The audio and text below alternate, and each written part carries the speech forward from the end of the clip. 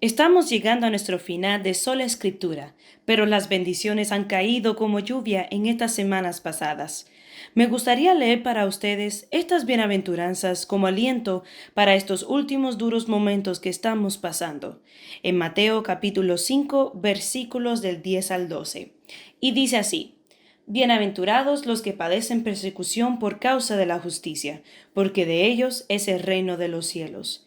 Bienaventurados sois cuando por mi causa os vituperen y os persigan, y digan toda clase de mal contra vosotros mintiendo.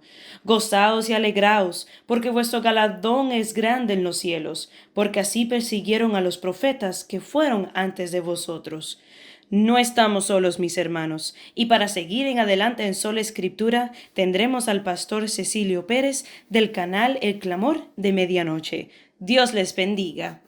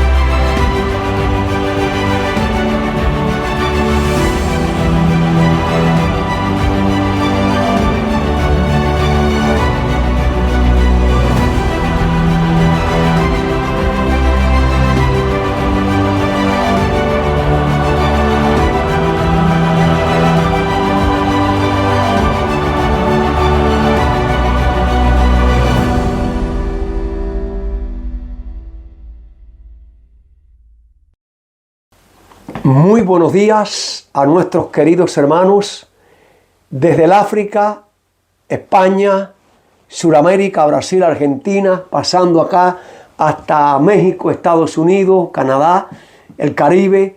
Gracias a Dios, hermanos, porque ya hoy es son los últimos sermones.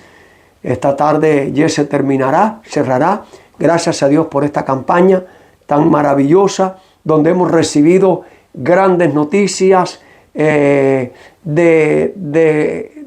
gozo de los hermanos al recibir este gran mensaje durante este mes de abril, hablando acerca de solo escritura, hablando de la verdadera adoración al Padre y al Hijo.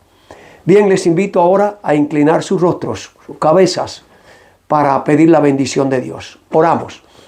Padre nuestro que estás en los cielos, santificado sea tu nombre. Mi Dios, te alabamos a ti, al único Dios verdadero, y a tu Hijo Jesucristo, nuestro Señor, Creador y Redentor. Mi Dios, a tu nombre, gloria. Padre, tú sabes que todos somos pecadores e indignos, no hay nada bueno en nosotros, pero a través de la sangre, de los méritos, de la justicia de Cristo, te pedimos perdón para todos nuestros pecados. Y ahora, Jesús, reclamamos la presencia de tu Espíritu sobre nuestras vidas al presentar este mensaje.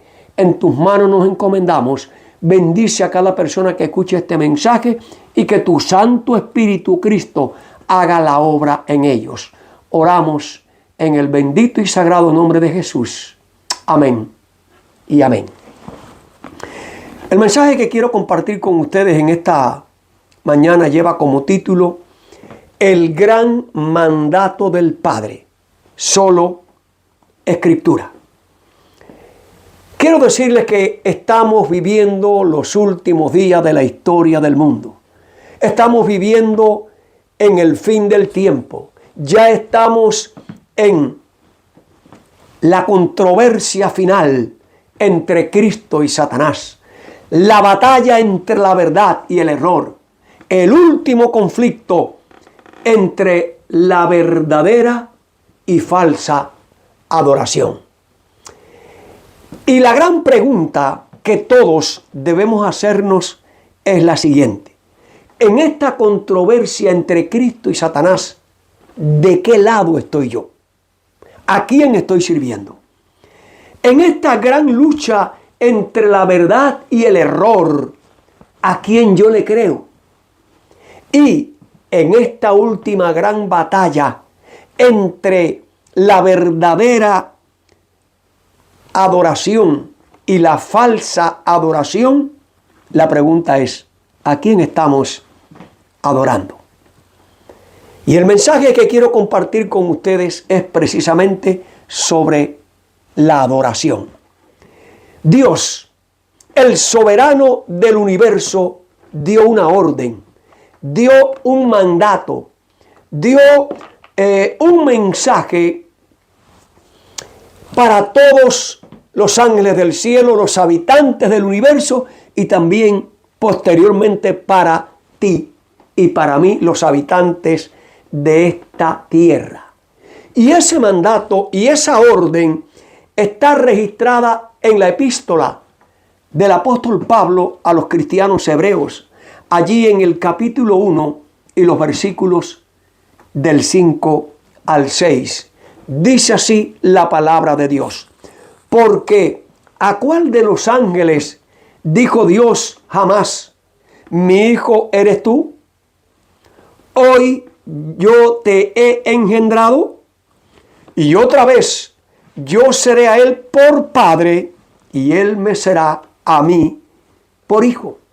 Y otra voz, y otra vez, cuando introduce al primogénito en la tierra, dice, adórenle todos los ángeles del cielo.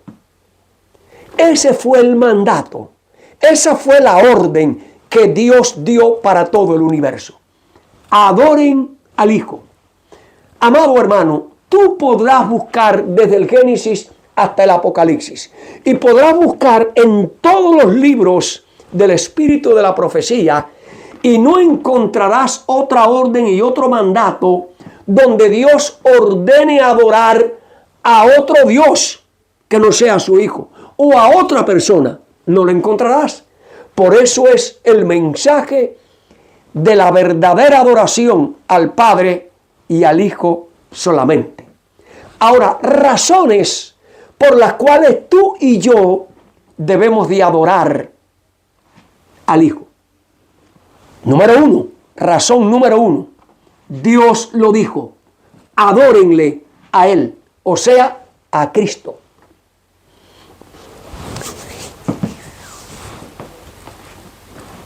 Segunda razón que Dios nos da para que adoremos al Hijo. Eso está revelado en el Evangelio de San Juan, en el capítulo 1 y los versículos 1 y 2. Esta es la segunda razón por la cual hay que adorar al Hijo. En el principio era el Verbo, y el Verbo era con Dios, y el Verbo era Dios. Este era en el principio con Dios.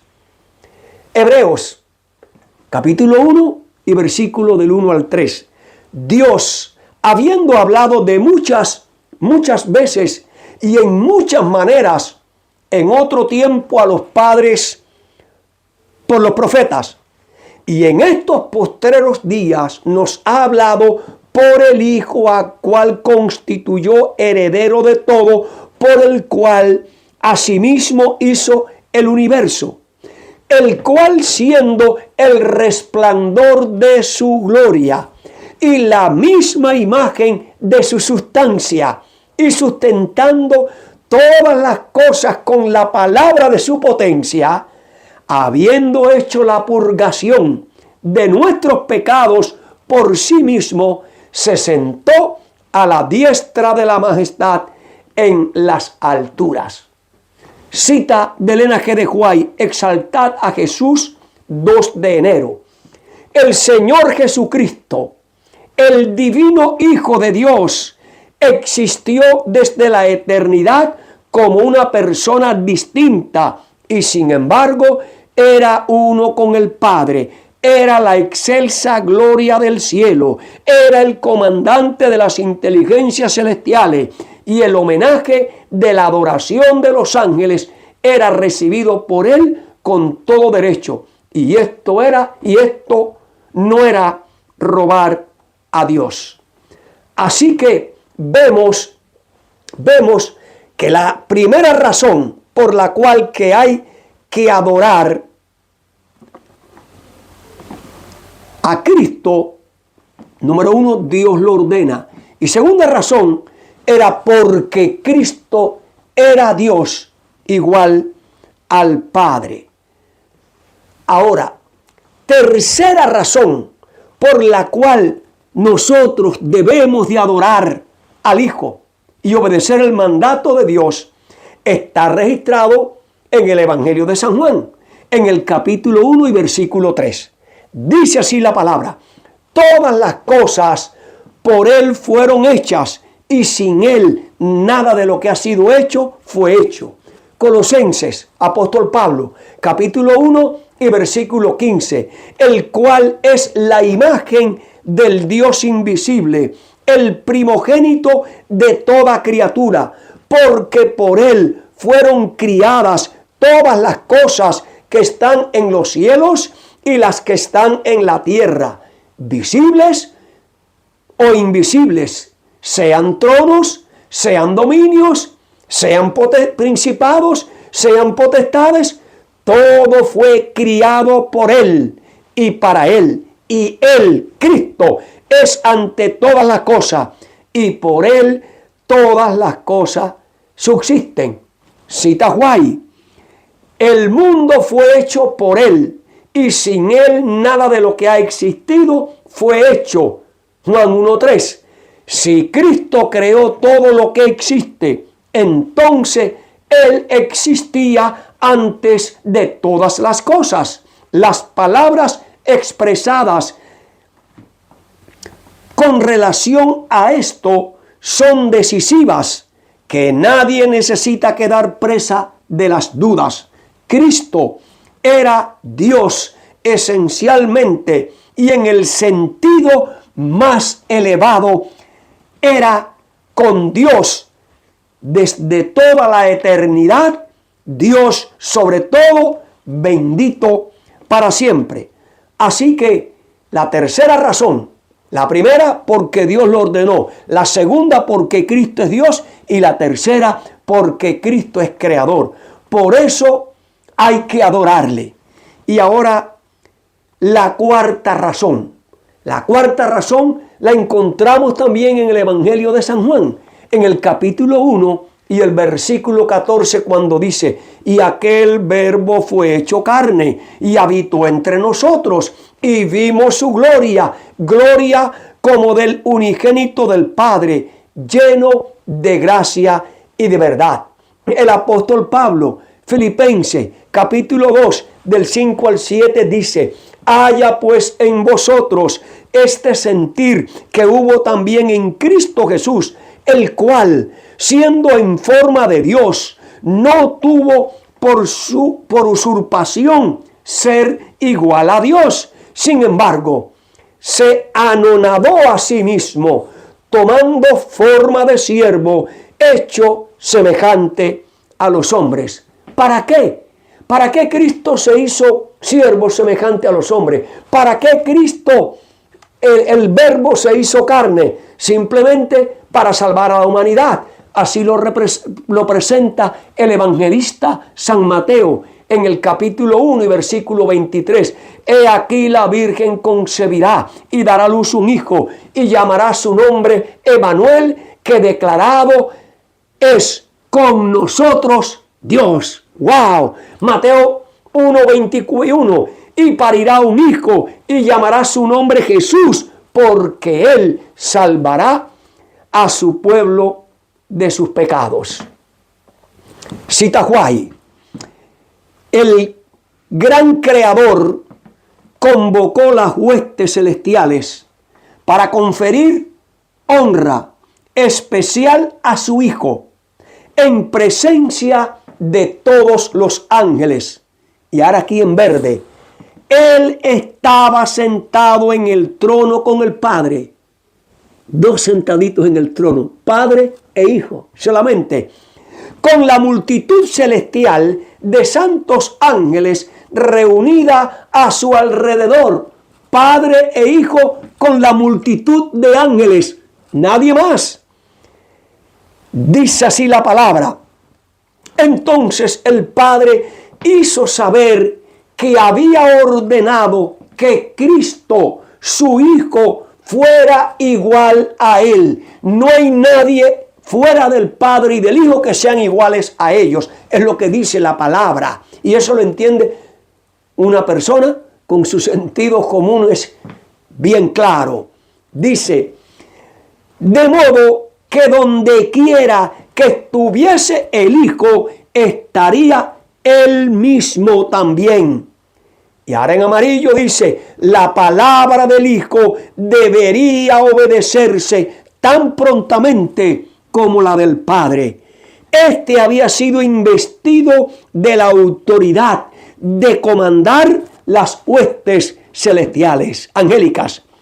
Debía obrar especialmente en unión con Él, en el proyecto de la creación de la tierra y también del hombre. ¿Quiénes estaban cooperando en el proyecto de la creación del mundo y del hombre?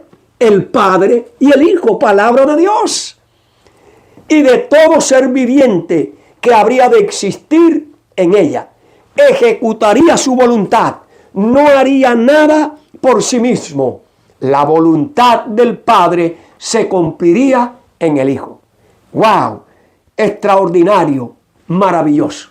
Ahora, esta orden del Padre de que adoraran al Hijo trajo un conflicto. Y miren lo que dice la sierva de Dios en la historia de la redención. Lucifer estaba envidioso y tenía celos de Jesucristo. No obstante, cuando todos los ángeles se inclinaron ante él para reconocer su supremacía, la de Cristo, y gran autoridad y derecho de gobernar, Satanás se inclinó con ellos, pero su corazón estaba lleno de envidia y de odio. ¿Sobre quién? Sobre Cristo. Ahora, sigue diciendo la sierva. Los ángeles leales trataron de reconciliar con la voluntad de su creador a ese poderoso ángel rebelde. Justificaron el acto de Dios al honrar a Cristo con poderosos argumentos. Trataron de convencer a Lucifer de que no tenía entonces menos honra que la que había tenido antes que el Padre proclamara el honor que había concedido a su Hijo.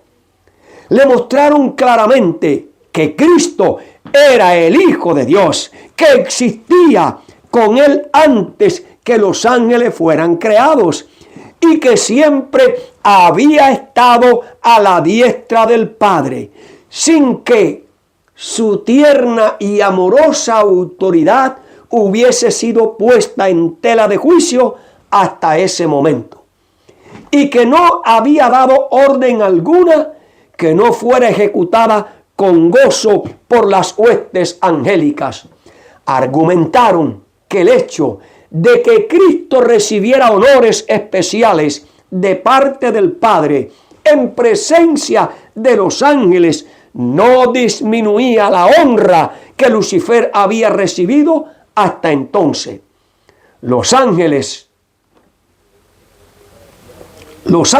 lloraron ansiosamente.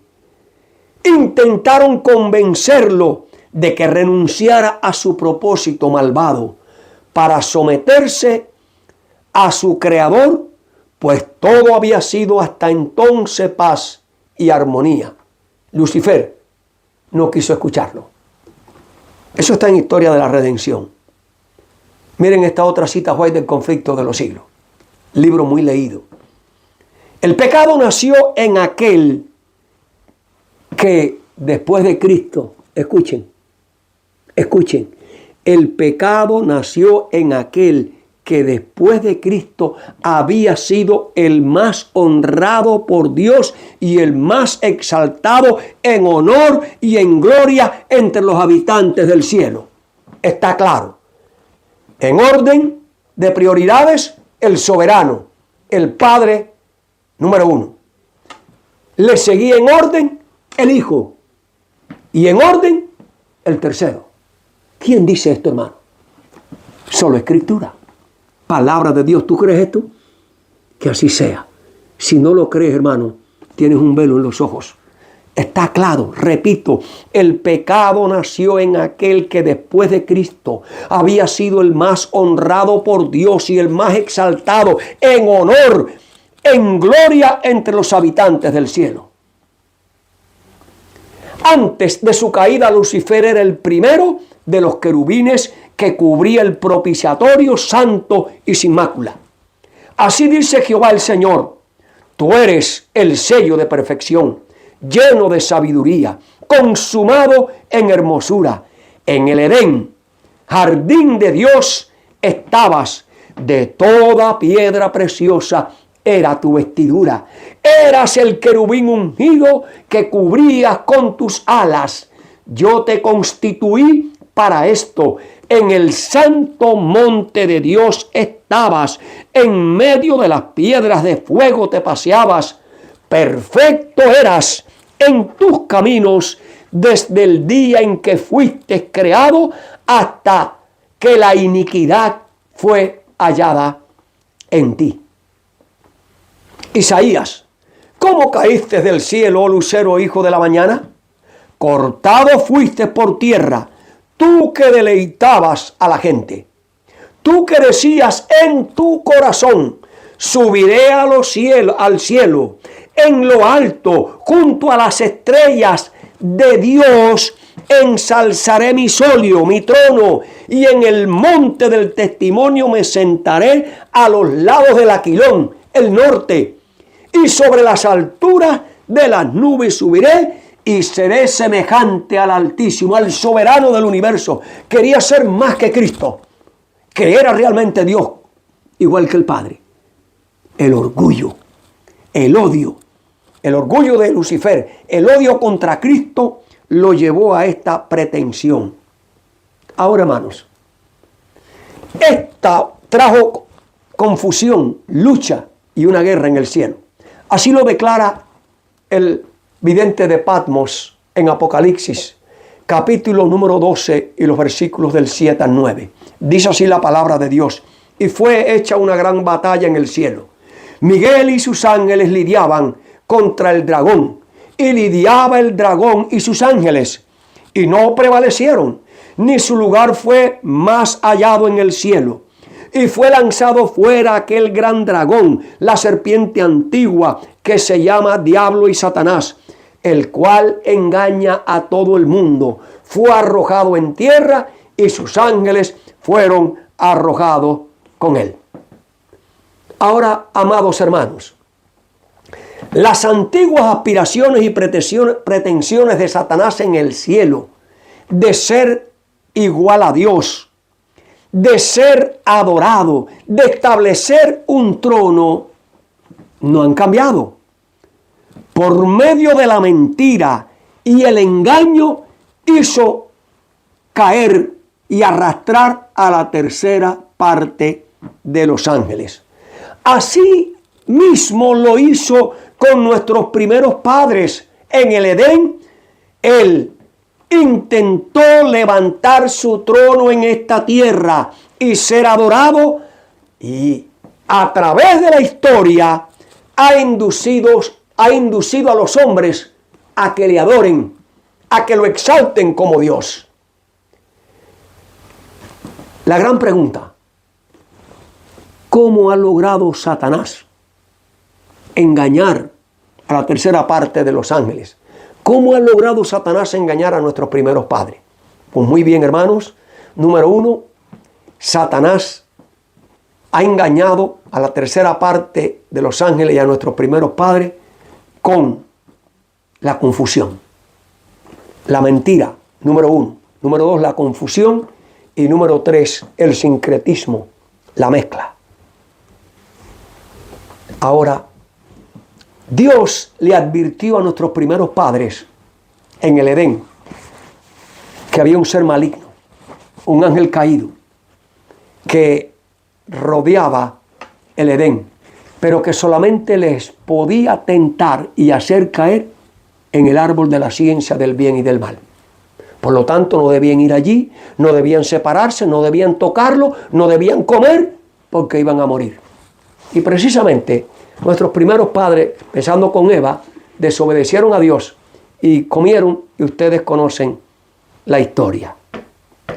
Qué triste, hermano. Así Satanás logró que la primera pareja le adorara y le sirviera, pero fue por un tiempo. Después de la caída, nuestros primeros padres, Satanás logró que los hijos de la primera pareja, Abel y Caín, le adoraran. Y todos conocemos la historia que Abel construyó un altar y adoró al verdadero Dios con un cordero, símbolo del Cordero de Dios, Cristo Jesús. Pero Caín levantó también un altar, mostró creencia y quiso adorar, pero fue una adoración falsa. Y ahí vemos, ¿no?, cómo el diablo ya tiene quien le adore falsamente. Y así continuó la historia.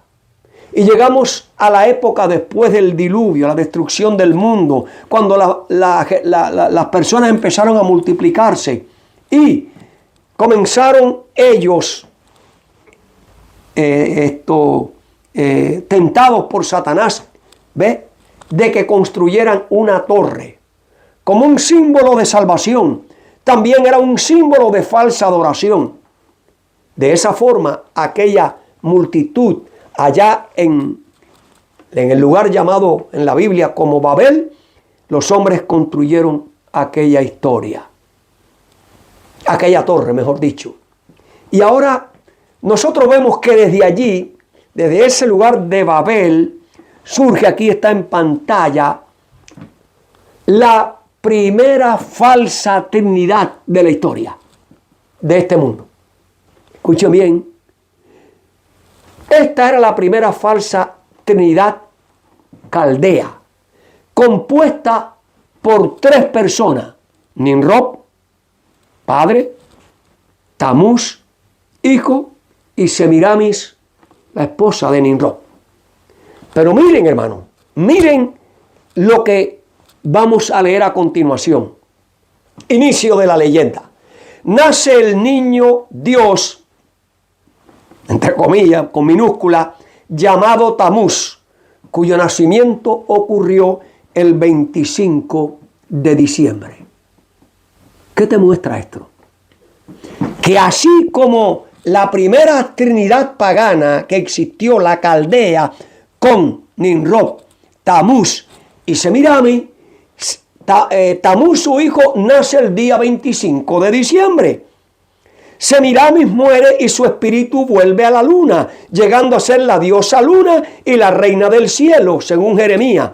Cuando su hijo Tamuz murió, según la tradición pagana, su espíritu voló a la estrella del este, Venus, y en la primavera se puede observar a toda la familia unida. Quiero decir que Satanás hizo que la mayoría en Babel, allá en esta zona de Caldea, mucha gente le adorara. Pero a través de la historia, y especialmente hoy, el mundo cristiano en su mayoría, y también el llamado pueblo de Dios, sigue adorando a Tamuz y la falsa trinidad mediante la celebración de la Navidad. Y junto con la Navidad, el 14 de febrero, ¿qué? El día de Cupido. Quiere decir que son fiestas paganas y el mundo cristiano lo celebra. ¿Te das cuenta, hermano, cómo Satanás está engañando a la humanidad? Y con forma religiosa y con nombre religiosa le están adorando. ¡Wow! Eso tiene una lección, amados hermanos. Ahora, el tiempo continúa. Durante 430 años, El pueblo de Israel estuvo esclavo en Egipto. El pueblo que tenía también sus formas idolátricas. Y el pueblo de Dios olvidó la verdadera adoración al verdadero Dios, creador del universo. Y allí en Egipto, Satanás también levantó otra falsa trinidad para ser adorado. Miren, hermano, cómo a través de las generaciones y los siglos, Satanás trata. Y aquí está en pantalla la tríada egipcia llamada osiriaca, formada por Osiris, Isis y Horus.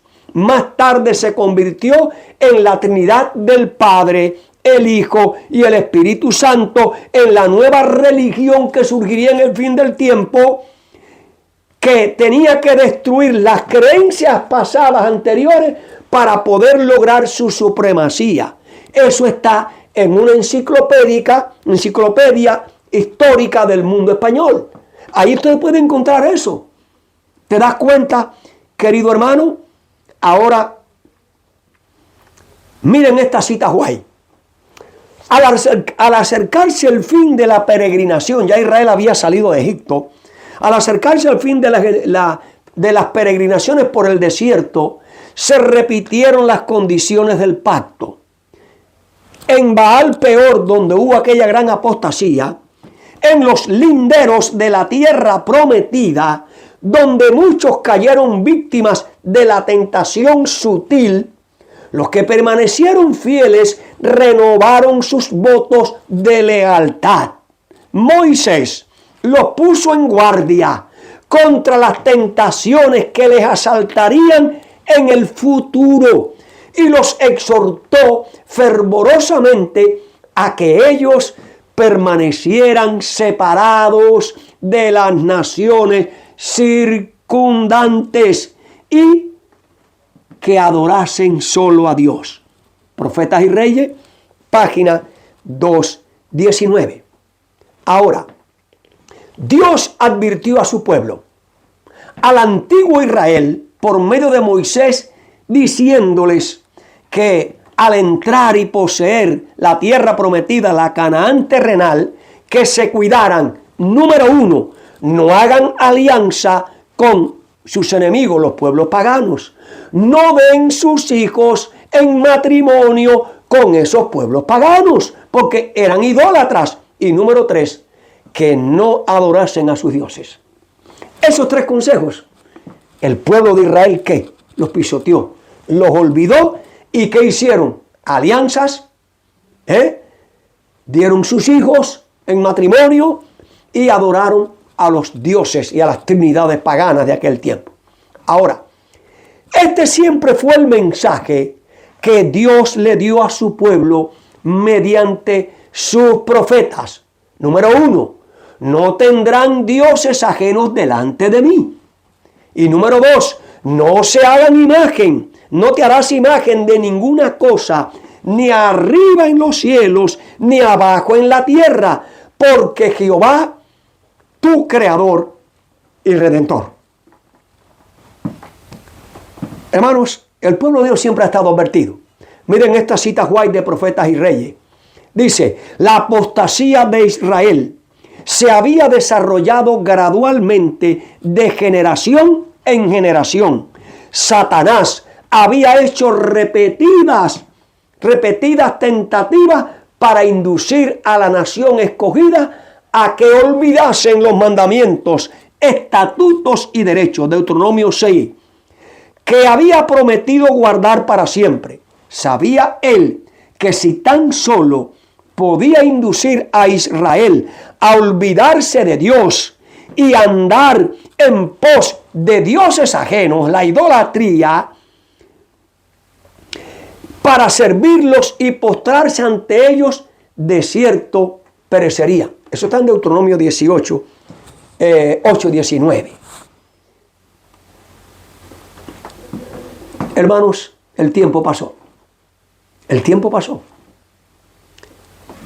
Y llegó el tiempo de Elías. Vuelve otra vez la idolatría a Baal. El tiempo pasa. Y llegamos al tiempo cuando Satanás usa el imperio babilónico y al rey Nabucodonosor a levantar una imagen de adoración. Y allí también Satanás, con el tercer imperio poderoso de Nabucodonosor, levanta una imagen, una falsa Trinidad. La falsa Trinidad de Babilonia venía de Caldea, de los caldeos. Y Babilonia hace un cambio de dioses, pero es lo mismo, y forma su Trinidad. Nimrod pasa a ser el dios principal, Marduk. Tamuz, el hijo, pasa a ser Bel, Baal, Señor. Y Semiramis cambia a Samuramat. Quiere decir que también los babilonios tuvieron ¿qué? Su falsa trinidad, donde Satanás ¿qué? Era adorado. La historia continúa y llegamos al tiempo de los griegos. Los griegos también tenían su falsa trinidad compuesta por Zeus, Poseidón y Hades. El tiempo no se detiene. Llegó el momento cuando después de Grecia surge el imperio babilónico, romano.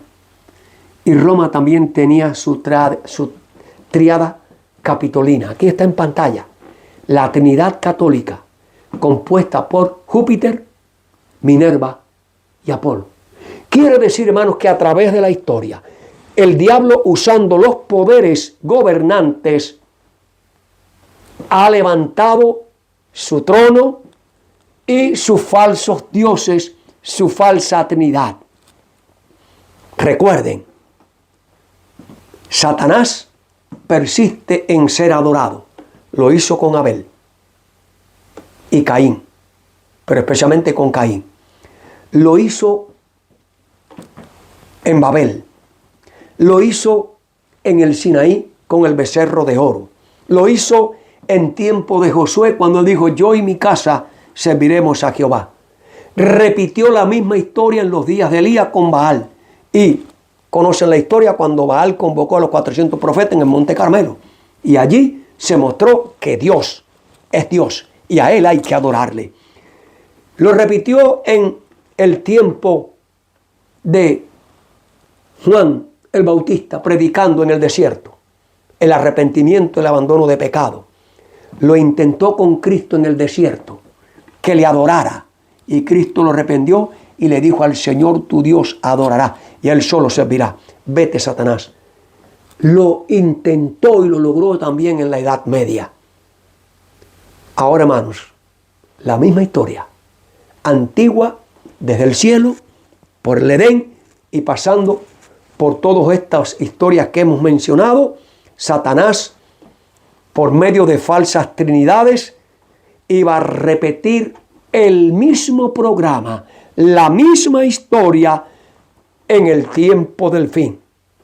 Y la pregunta es, ¿cómo lo iba a hacer? Cita White. Cerca del fin de la historia de este mundo, Satanás trabajará con todos sus poderes de la misma manera y con las mismas tentaciones que usó para tratar al antiguo Israel, justamente antes que entrara en la tierra prometida. Preparará trampas para aquellos que dicen guardar los mandamientos de Dios y que están casi al borde de la Canaán celestial.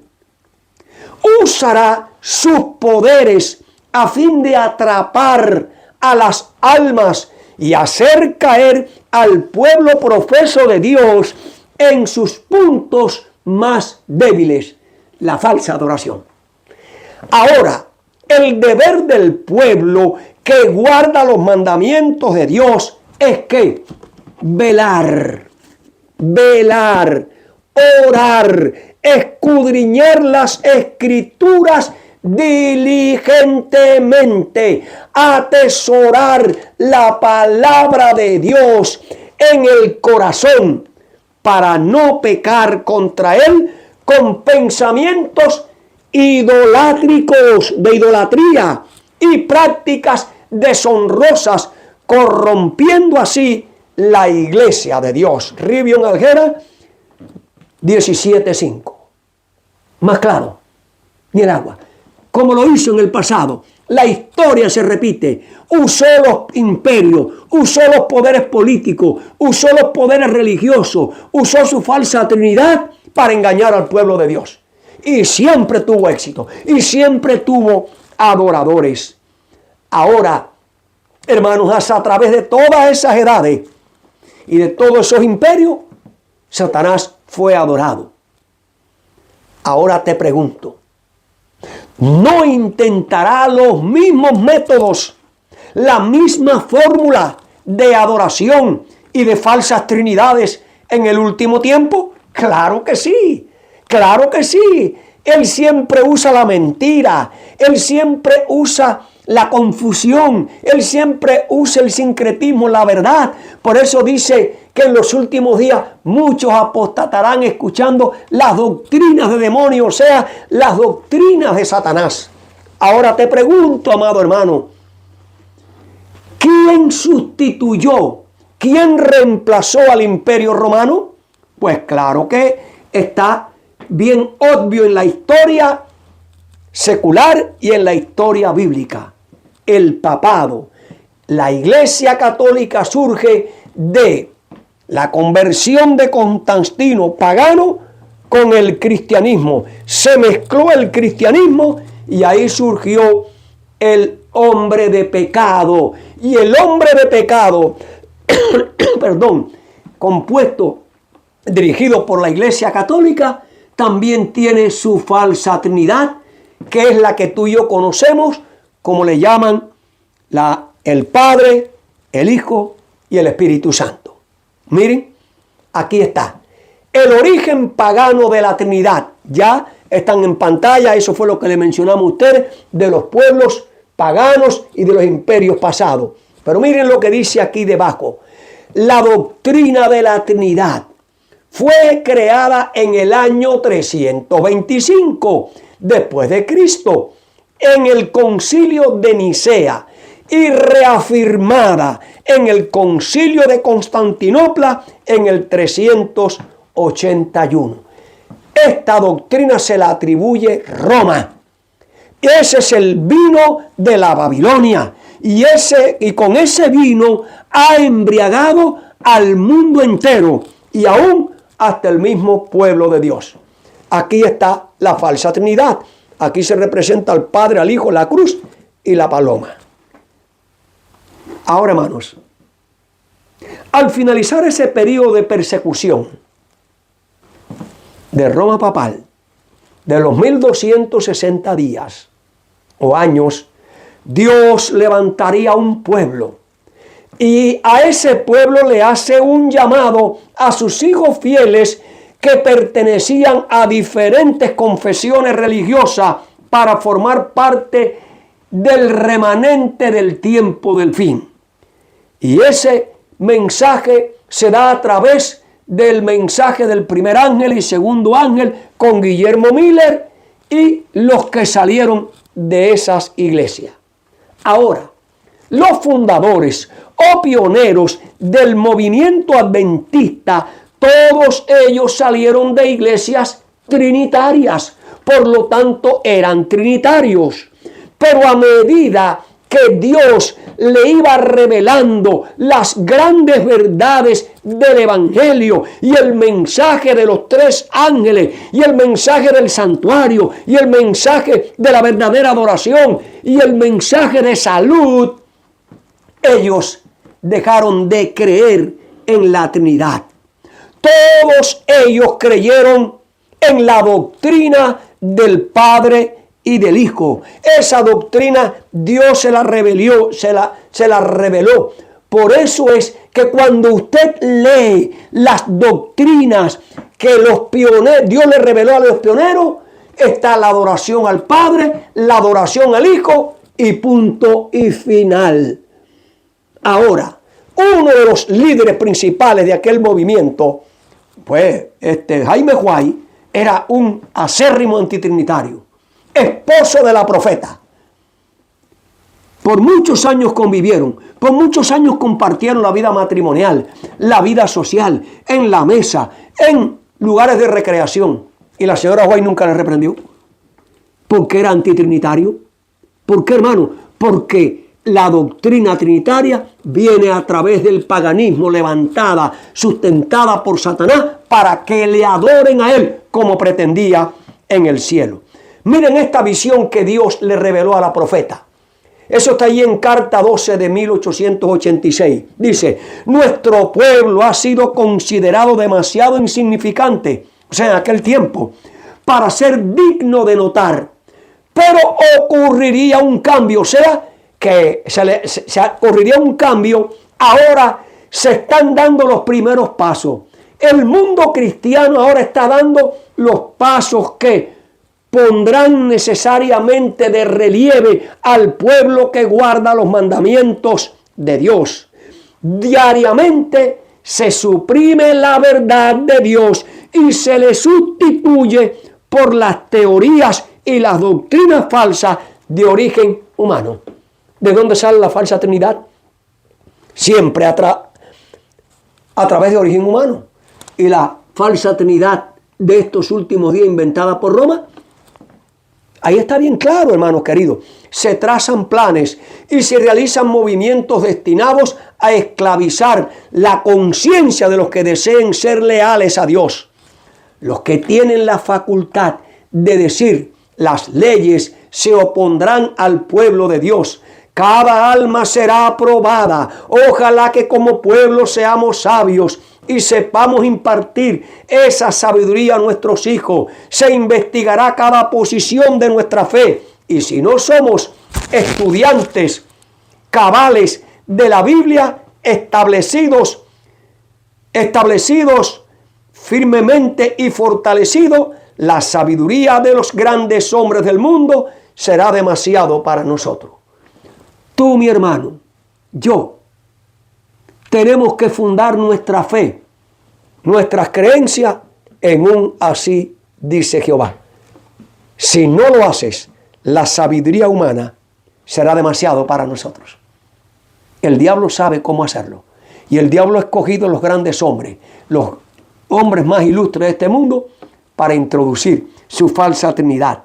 Y la gente las defiende a capa y espada de forma ciega. Cita White: el enemigo pondrá en movimiento todo lo que pueda para desarraigar la confianza de los creyentes en las columnas que constituyen nuestra fe, en los mensajes del pasado, a los pioneros.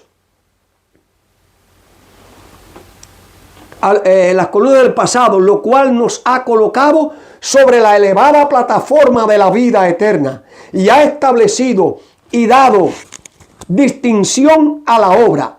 El Señor Dios de Israel ha conducido a su pueblo mediante la revelación de verdades de origen celestial. Se ha escuchado su voz y aún sigue escuchándola. Avanza de fortaleza en fortaleza, de gracia en gracia, de gloria en gloria. La obra está fortaleciéndose y ampliándose porque el Señor Dios de Israel la defenderá y defenderá a su pueblo. Mensaje Selecto, tomo 2, página 447. Cita White: los que poseen solamente una teoría de la verdad, escuchen, amados hermanos, los que poseen solamente una teoría de la verdad, o sea, que no están convertidos, los que tocan la verdad con solo la punta de los dedos, los que no han llevado sus principios al santuario interior del alma, sino que han mantenido la verdad en el atrio exterior, porque no la han vivido y no la han experimentado, no verán nada sagrado en la historia pasada de este pueblo que lo ha hecho, lo que actualmente es, y que ha establecido a sus miembros como misioneros fervorosos y decididos a que trabajen en el mundo.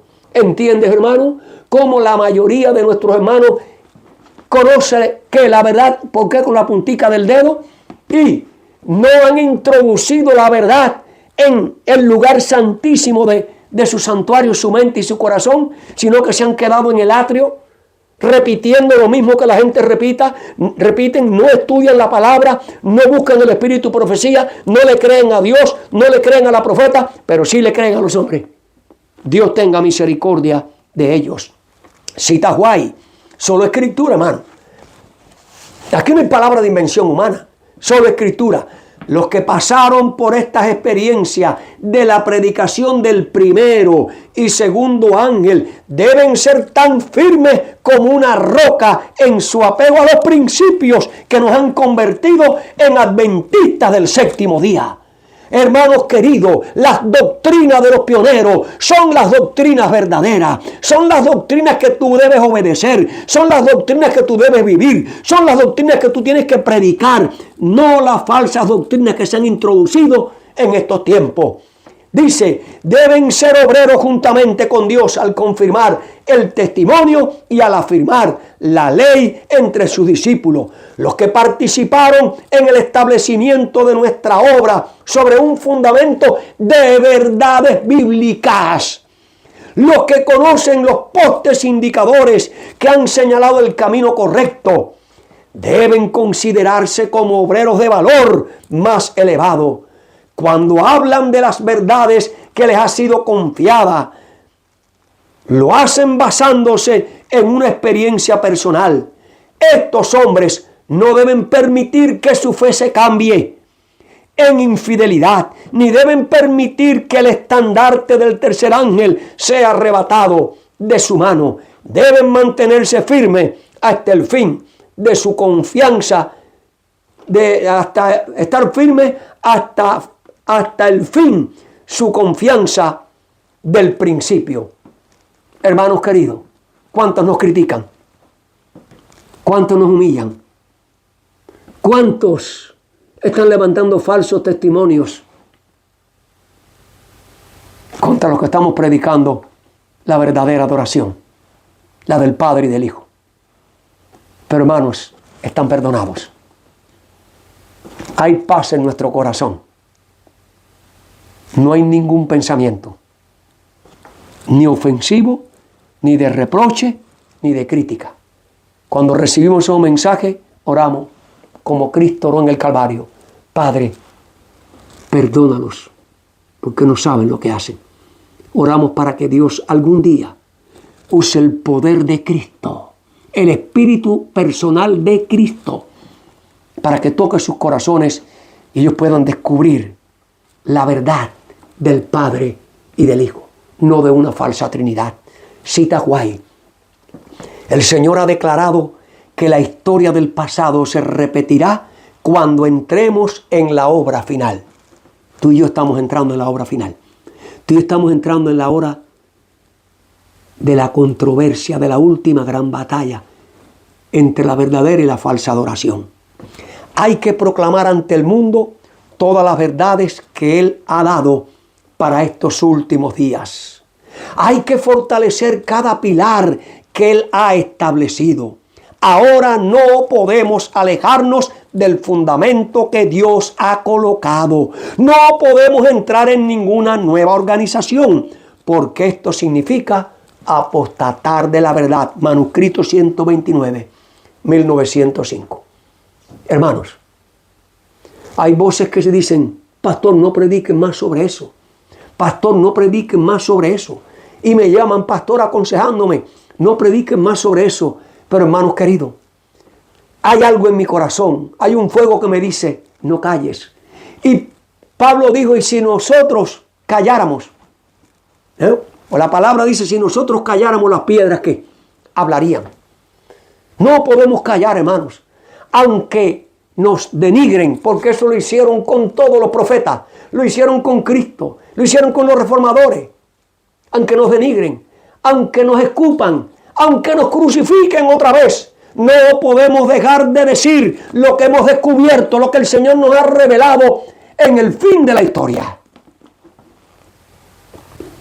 Cita White, El enemigo de las almas ha procurado introducir la suposición de que había de realizarse una gran reforma entre los adventistas del séptimo día y que esa reforma constituiría en renunciar a las doctrinas que están en pie como las columnas de nuestra fe y que habían de comenzar un proceso de reorganización.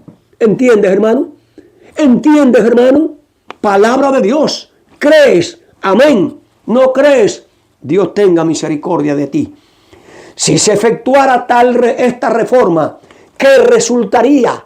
Los principios de la verdad que Dios en su sabiduría ha dado a la iglesia remanente serían descartados. La iglesia remanente comenzó con los pioneros. Los principios, los pilares, la doctrina, Dios se la reveló a los pioneros. Y esa es la doctrina que hoy nosotros creemos, predicamos y seguiremos predicando hasta con nuestra propia sangre, por la gracia de Cristo, por el poder de Cristo, que nos sostenga y nos ayude y nos dé fuerza y valor para proclamar la verdad del Padre y del Hijo.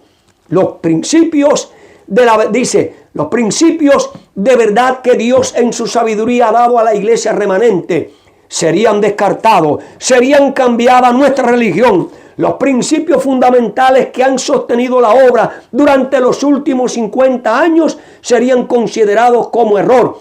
Recuerden que esto fue alrededor del año 1900, cuando la señora White, en 1898 por ahí, cuando la señora White recibe esta visión.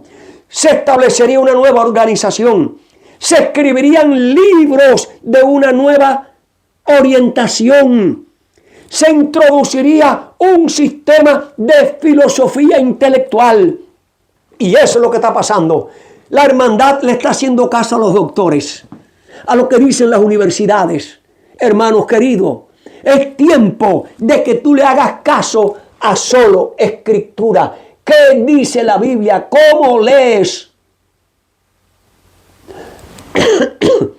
Obedece y practica lo que Dios te dice, porque a ti quien te va a juzgar es Dios, el que reveló la doctrina a los pioneros.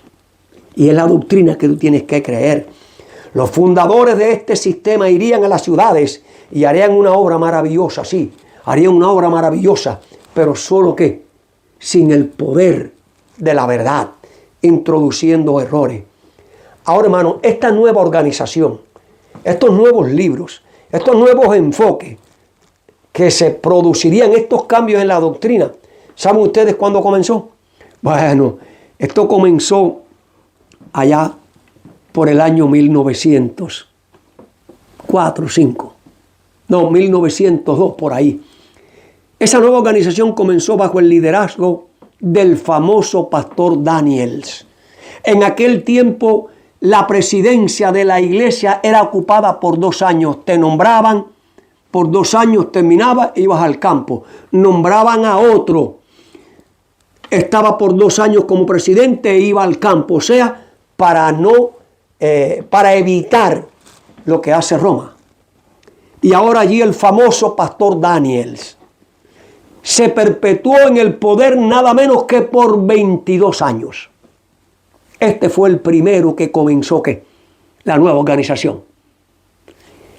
Junto con el pastor Herbert Lindsey, por el pastor Prescott, el pastor Wilcox, el pastor y famoso Leroy Fromm y otro grupo de líderes.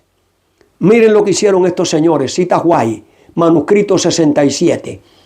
En 1910, Elena White llama al pastor Daniels y al pastor Prescott por su trabajo en recoger defectos y tratando de cambiar libros y escritos. ¿De quién?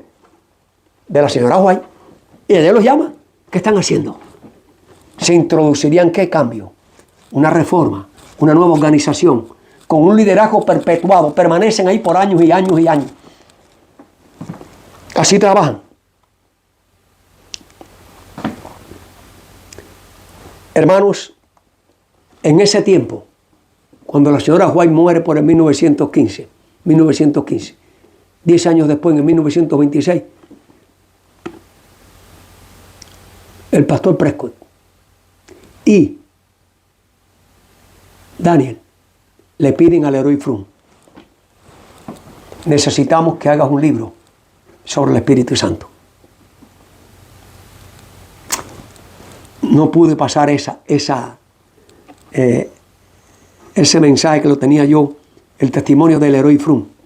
Y él dice que empezó a buscar en los archivos de la iglesia y no encontró nada del Espíritu Santo como una tercera persona. Dice en su confesión: me vi obligado a ir a fuentes externas, a buscar información, y de ahí sale el famoso libro La venida del Consolador. ¿De dónde viene la venida del Consolador? ¿De dónde viene la falsa Trinidad? De Roma, de sus doctores, de sus hombres ilustres. Porque el Leroy Frum, y lo testifican personas de su tiempo, fue un jesuita que se introdujo en la iglesia adventista.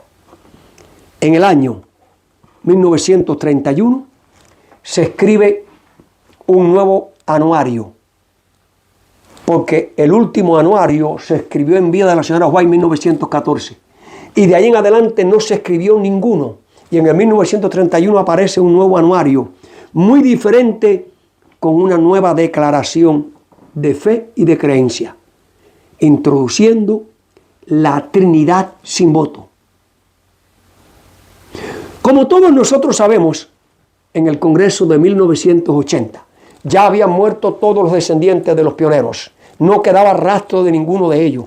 Había una nueva generación de líderes, y ya el libro, la historia, la venida del Consolador de Frum, se había enseñado en los seminarios. Todos los ministros y los pastores que estaban en el campo ya habían sido doctrinados por este hombre impío.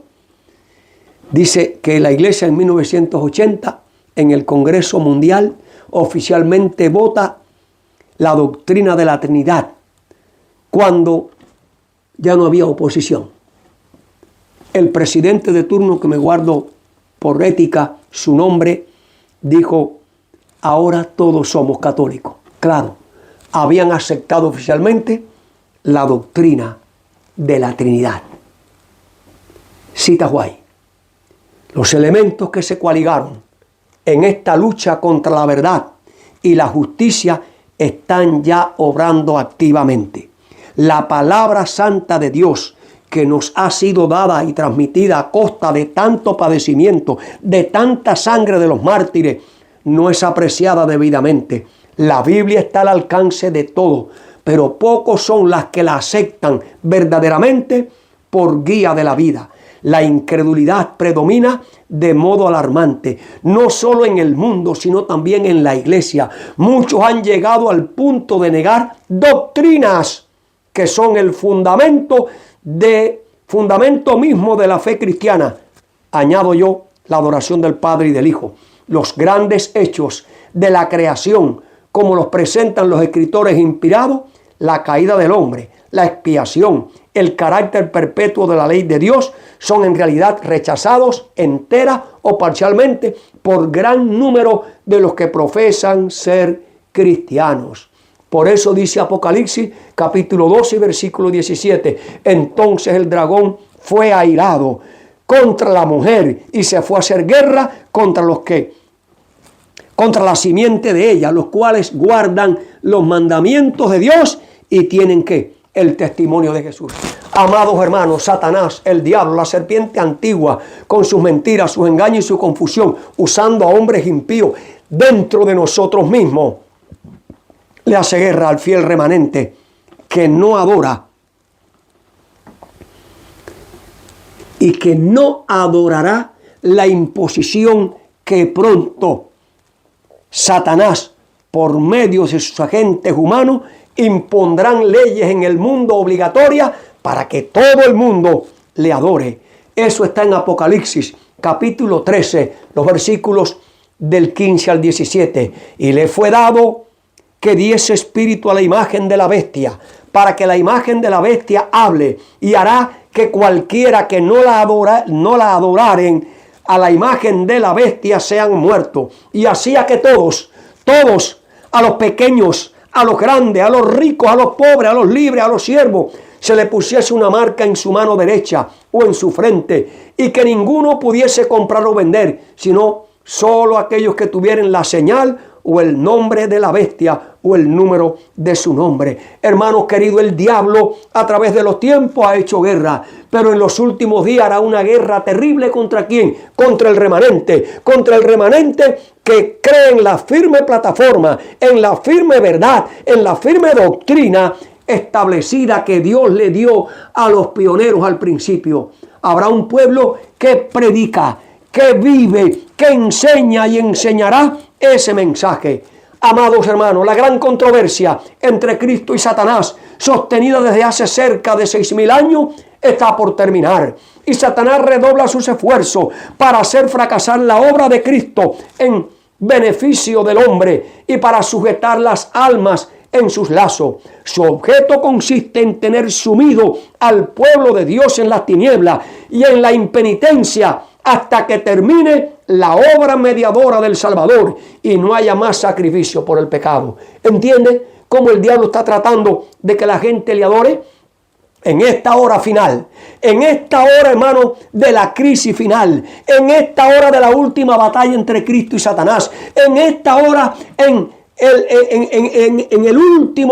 la última batalla entre la verdad y el error, en esta última hora, cuando se deciden los verdaderos adoradores, la verdadera y la falsa adoración, Dios tiene y cuenta con 7,000 rodillas, un remanente que no adorará a Satanás, un remanente que no adorará al falso profeta, un remanente que no adorará en el falso día de reposo, un remanente que no adorará la falsa Trinidad instituida por Roma.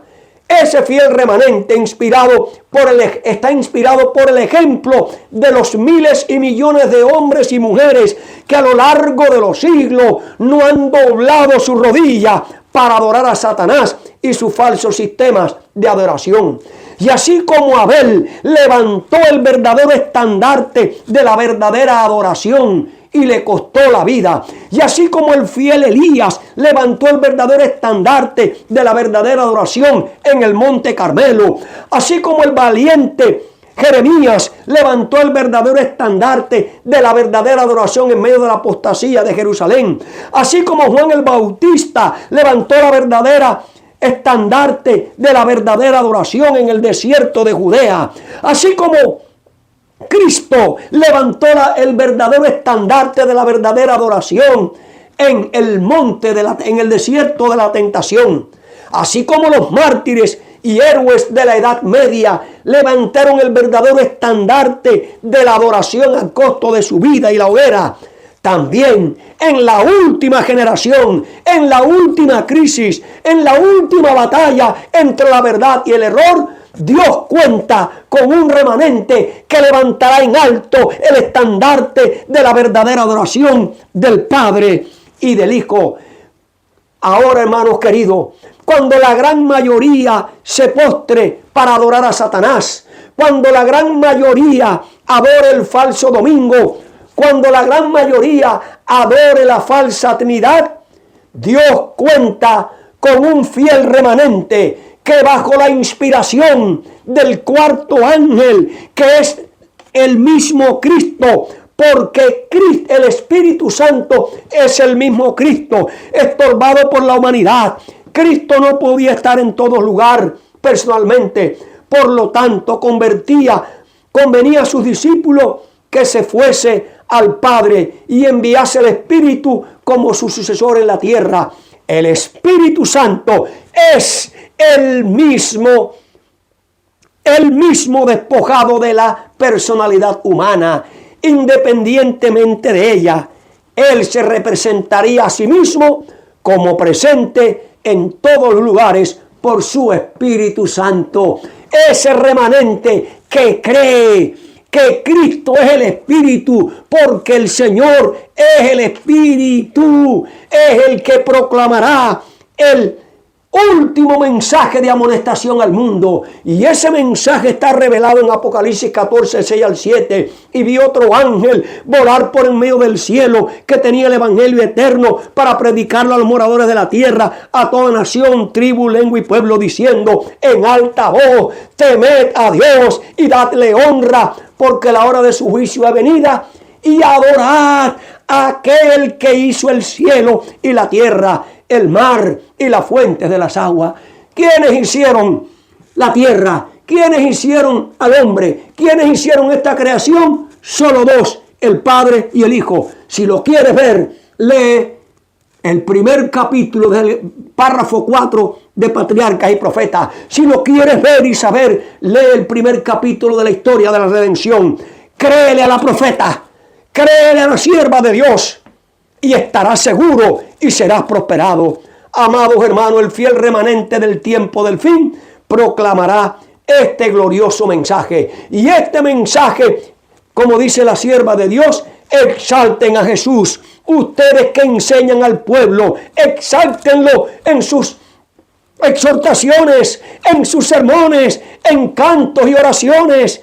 Que todos sus esfuerzos se concentren en llevar a las almas confusas, perplejas y perdidas hacia el Cordero de Dios que quita el pecado del mundo. Amados hermanos, tú y yo tenemos la gran verdad, la gran doctrina del Padre y del Hijo, y a ellos debemos de adorar. Cita White: fue Satanás el que impulsó al mundo a rechazar a Cristo. El príncipe del mal hizo cuanto pudo y empleó toda su astucia para matar a Jesús, pues vio que la misericordia y el amor del Salvador, su compasión, su tierna piedad, estaban representando ante el mundo el carácter de Dios. Satanás dispuesto todos los acertos del Hijo de Dios y empleó a los hombres como agentes suyos para llenar la vida del Salvador de sufrimiento y de pena. Los sofismas y las mentiras por medio de los cuales procuró obstaculizar la obra de Jesús. El odio manifestado por los hijos de rebelión, sus acusaciones crueles contra aquel cuya vida se rigió por una bondad sin precedente. Todo ello provenía de un sentimiento de venganza profundamente arraigado. Los fuegos concentrados de la envidia y de la malicia, del odio y de la venganza estallaron en el Calvario contra el Hijo de Dios, mientras el cielo miraba en silencio este horror. El grito agonizante del Salvador: consumado es, fue el toque de agonía para Satanás. Fue entonces cuando quedó zanjado el gran conflicto que había durado tanto tiempo y aseguraba la extirpación final del mal. El Hijo de Dios atravesó los umbrales de la tumba para destruir por la muerte al que tenía el imperio de la muerte, es a saber, al diablo. Así al mismo ser celestial que anunció su advenimiento al mundo, se le permitió asistirle en su ascensión y demandar una entrada triunfal para el ser real y glorificado. Alzad, oh puertas, vuestras cabezas, exclaman al acercarse los portales celestiales: ¿quién es el Rey de la gloria? Y de millares y 10,000 de millares de voces procede la respuesta: Jehová el fuerte, Jehová el valiente, Jehová el poderoso en batalla. Ese Jesucristo, a ese fue quien el Padre dijo: adórenle a Él. Cita White: Padre, le dice el Hijo, aquellos que me has dado, quiero que donde yo esté, también ellos estén conmigo. Entonces el Padre declara: adórenle todos los ángeles del cielo. La hueste celestial se postra delante de él y eleva un cántico de triunfo y de regocijo. La gloria rodeó al Rey de los cielos y fue vista por todas las inteligencias celestiales. Las palabras no pueden describir la escena que tuvo lugar cuando el Hijo de Dios fue restaurado públicamente al lugar de honor y de gloria al cual había renunciado voluntariamente cuando aceptó la humanidad. Sign of the time, 10 de mayo 1899. Qué precioso, mi amado hermano, que has escuchado estas lindas descripciones de por qué el Padre manda que le adoren a Él, porque es igual que Él, porque es el Creador, porque es Dios, porque es nuestro Redentor. Hay una pregunta que tú y yo debemos de hacernos antes de concluir este mensaje en esta mañana. Y la pregunta que debemos hacernos es la siguiente: ¿quiénes son aquellos que Jesús le dice al Padre, aquellos que me diste en la tierra, quiero que estén conmigo? ¿Quiénes son esos que Jesús está reclamando de la tierra para que estén con Él en la gloria? Te diré, número 1, son aquellos que aceptaron a Cristo como su Salvador personal. Número 2, son aquellos que aceptaron, son aquellos que creyeron en la gran doctrina del Padre y del Hijo, solo Escritura. Número 3, son aquellos que adoraron solamente al Padre y al Hijo. Número 4, son aquellos que creyeron que Cristo es el Espíritu mismo, como lo repite la palabra y lo repite el Espíritu de profecía. Número 5, son aquellos que predicaron el mensaje de los 3 ángeles, de adorar al Creador de los cielos y la tierra, el Padre y el Hijo. Número 6, son aquellos que no adoraron a Satanás. Número 7, son aquellos que no adoraron la falsa doctrina de la Trinidad.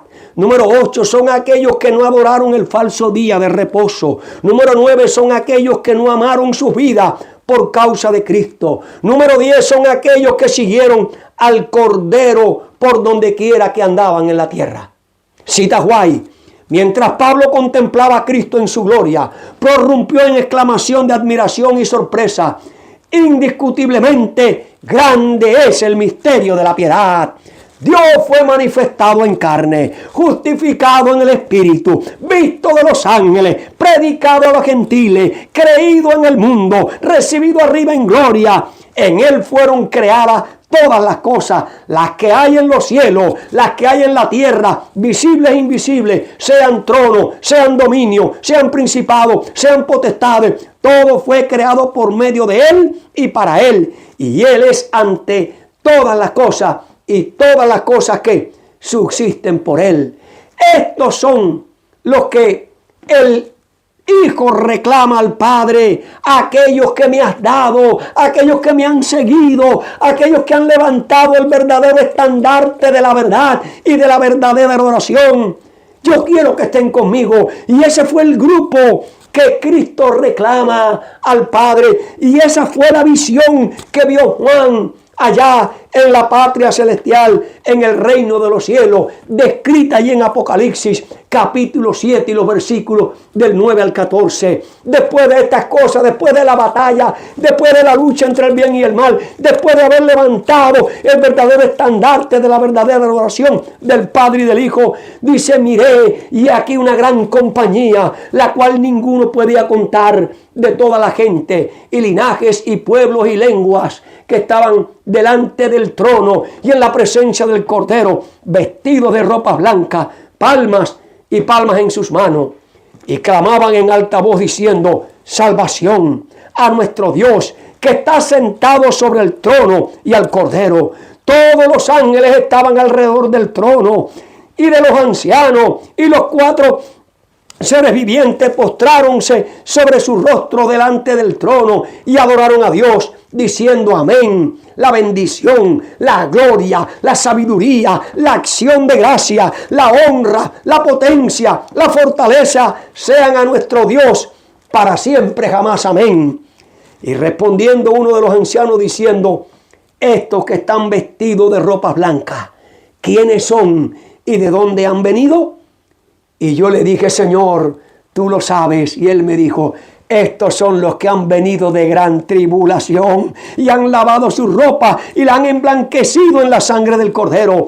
Por esto están delante del trono de Dios y les sirven día y noche y en su templo. Y el que estaba sentado en el trono tenderá su pabellón sobre ellos. No tendrán más hambre ni sed. El sol no caerá más sobre ellos, ni ningún calor.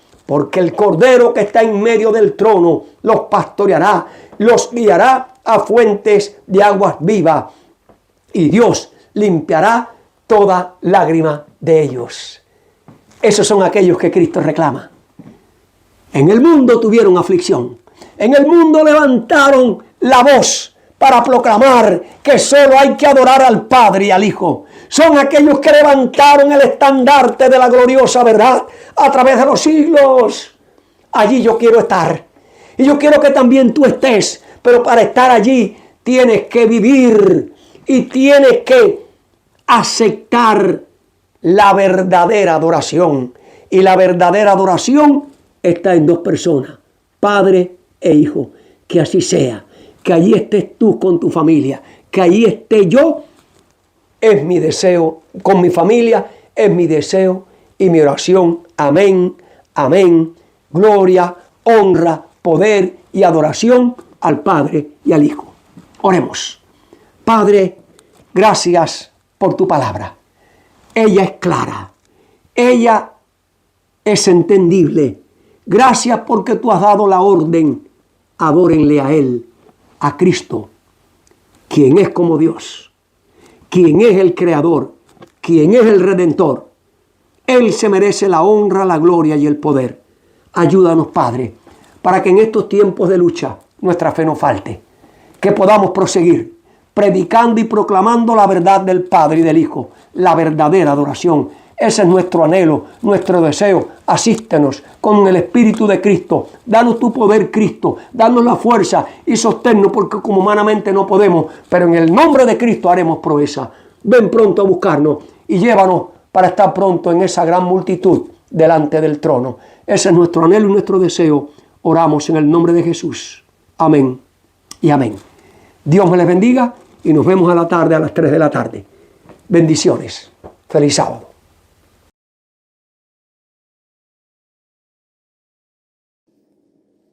Vosotros sois la luz del mundo. Una ciudad asentada sobre un monte no se puede esconder.